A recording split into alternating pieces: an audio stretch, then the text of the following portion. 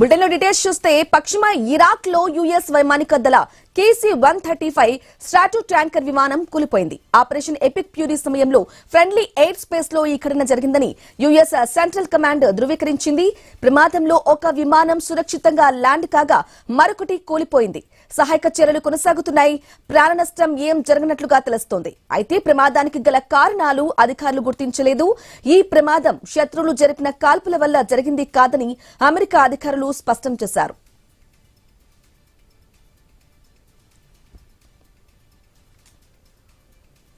పశ్చిమ ఇరాక్ లో యుఎస్ వైమానిక దళ KC-135 స్ట్రాటో ట్యాంకర్ విమానం కూలిపోయింది. ఆపరేషన్ ఎపిక్ ప్యూరీ సమయంలో ఫ్రెండ్లీ ఎయిర్ స్పేస్ లో ఈ ఘటన జరిగిందని యుఎస్ సెంట్రల్ కమాండ్ ధృవీకరించింది. ప్రమాదంలో ఒక విమానం సురక్షితంగా ల్యాండ్ కాగా మరొకటి కూలిపోయింది. ఇక సహాయక చర్యలు కొనసాగుతున్నాయి. ఎలాంటి ప్రాణ నష్టం ఏం జరగలేదని తెలుస్తోంది. అయితే ప్రమాదానికి గల కారణాలు అధికారులు గుర్తించలేదు. ఈ ప్రమాదం శత్రువులు జరిపిన కాల్పుల వల్ల జరిగింది కాదని అమెరికా అధికారులు స్పష్టం చేశారు.